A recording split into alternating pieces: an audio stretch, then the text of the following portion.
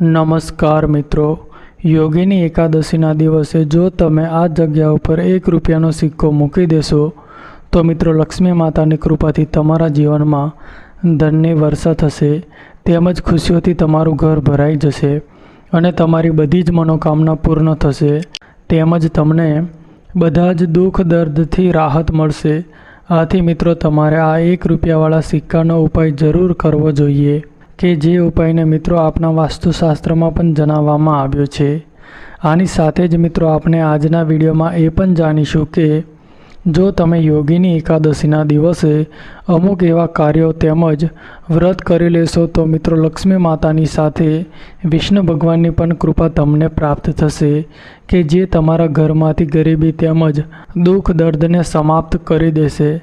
તો મિત્રો વિડીયોમાં આગળ વધતા પહેલાં જો તમે ઈચ્છતા હોવ કે માં લક્ષ્મીની કૃપા તમારી ઉપર સદા બની રહે તો આ વિડીયોને લાઈક કરી અને કમેન્ટમાં જય માં લક્ષ્મી જરૂર લખી દેજો।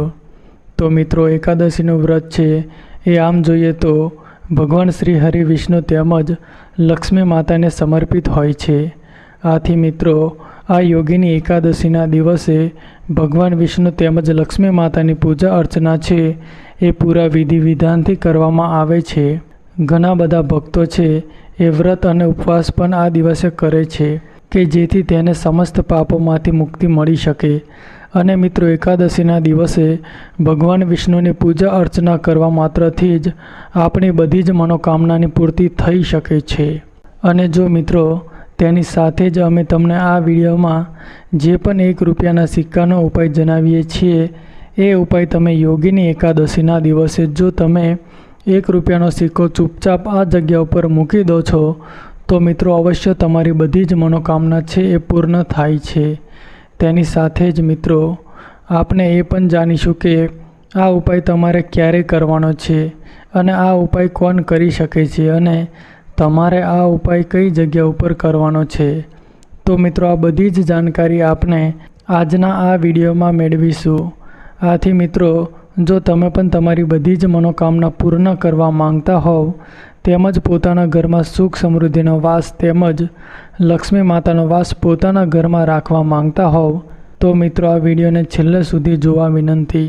જો તમે આ વિડીયોને અધૂરો છોડી દેશો તો મિત્રો આ એકાદશીનું ફળ તમને પ્રાપ્ત નહીં થઈ શકે અને તમને આ ઉપાય પણ સરખો સમજાઈ નહીં શકે। આથી આ વિડીયોને આખો જોવા વિનંતી।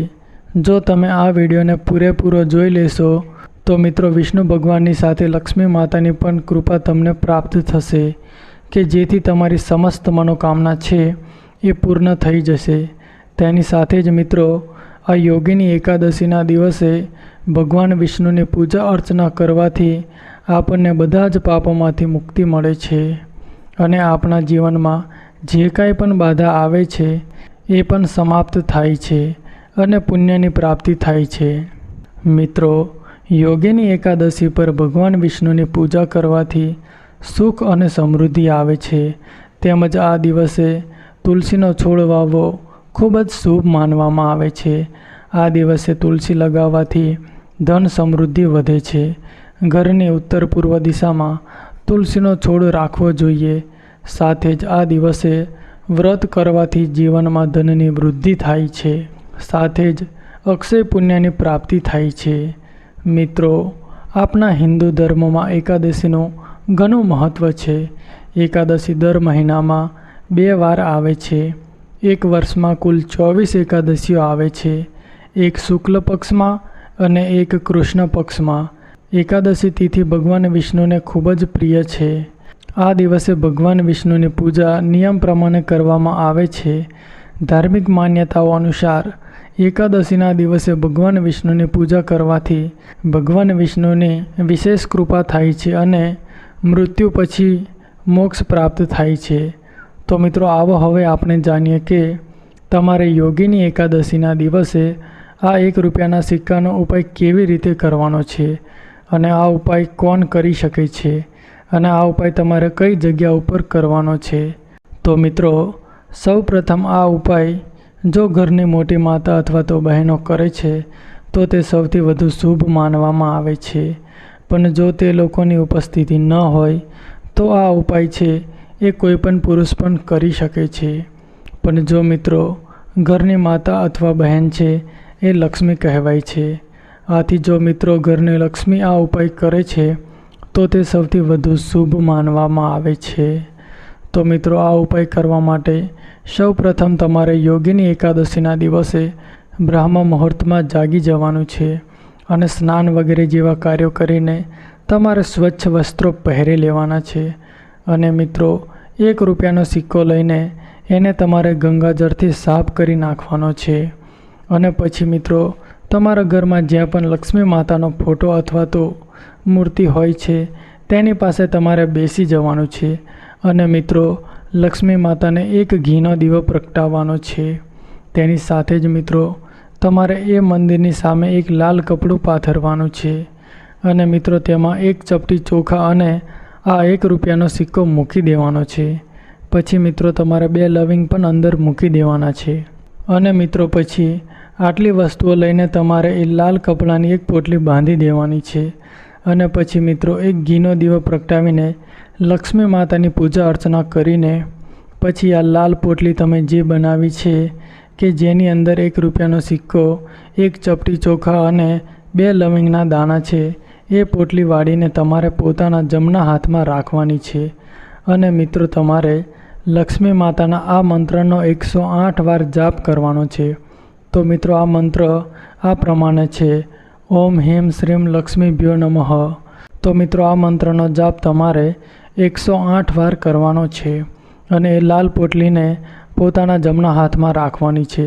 તેમજ મિત્રો આ મંત્રનો જાપ કરીને પછી તમારે લક્ષ્મી માતા તેમજ ભગવાન વિષ્ણુના નામનું સ્મરણ કરવાનું છે. અને મિત્રો સાથે જ તમે જે પણ દેવી દેવતાને માનતા હોવ તો એનું તમારે મનમાં સ્મરણ કરીને પછી મિત્રો આ લાલ પોટલી જે છે એને તમારે પોતાની ધન રાખવાની તિજોરીમાં મૂકી દેવાની છે.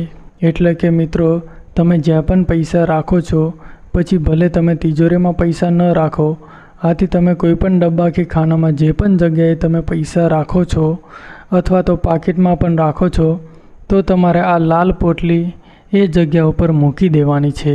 તો મિત્રો તમે યોગીની એકાદશીના દિવસે આ ઉપાય તમે કરી લેશો તો મિત્રો લક્ષ્મી માતા તેમજ ભગવાન વિષ્ણુની કૃપાથી રાતોરાત જ તમારા ઘરમાં ધન આવવાના બધા જ રસ્તા ખુલી જશે.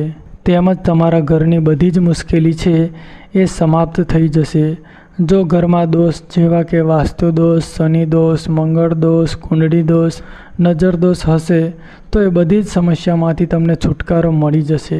પણ મિત્રો તમારે યોગીની એકાદશીના દિવસે આ ઉપાય ભૂલ્યા વગર કરી લેવાનો છે. કારણ કે મિત્રો આ દિવસે આ 1 રૂપિયાના સિક્કાનું બહુ જ મહત્ત્વ જણાવવામાં આવ્યું છે. મિત્રો આ 1 રૂપિયાનો સિક્કો છે એ લક્ષ્મી માતાની મૂર્તિ જે હોય છે એના હાથમાં પણ 1 રૂપિયાનો સિક્કો હોય છે. અને મિત્રો લક્ષ્મી માતાના હાથમાંથી ધનનો વરસાદ થતો હોય છે. આથી જો તમે આ શુભ દિવસે આ 1 રૂપિયાના સિક્કાવાળો ઉપાય કરો છો તો મિત્રો લક્ષ્મી માતા છે એ અવશ્ય તમારા ઘરમાં ધનનો વરસાદ કરે છે.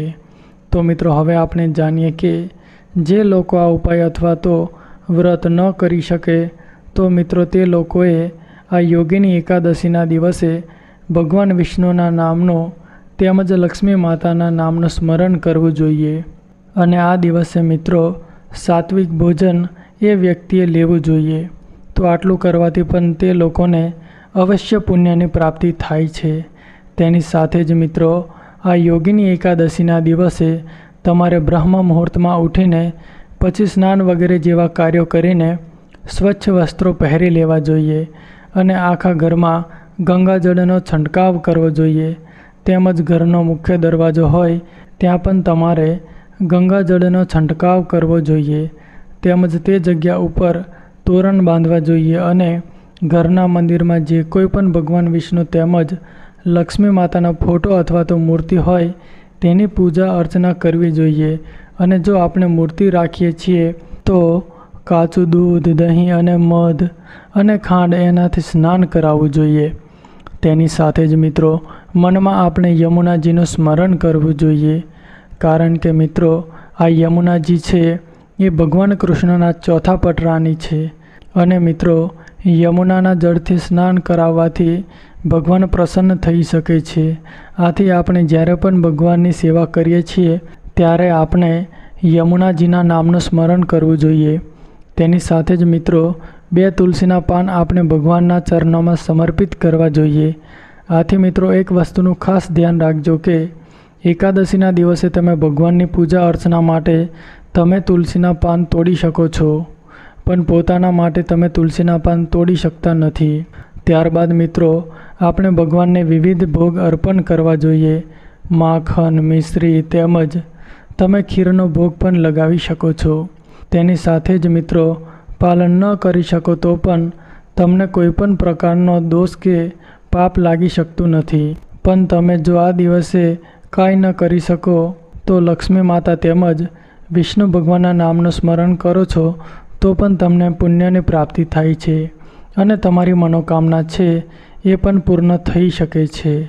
તો મિત્રો જો આ માહિતી તમને ગમી હોય તો વિડીયોને લાઈક કરી અને ચેનલને સબસ્ક્રાઈબ પણ કરી દેજો.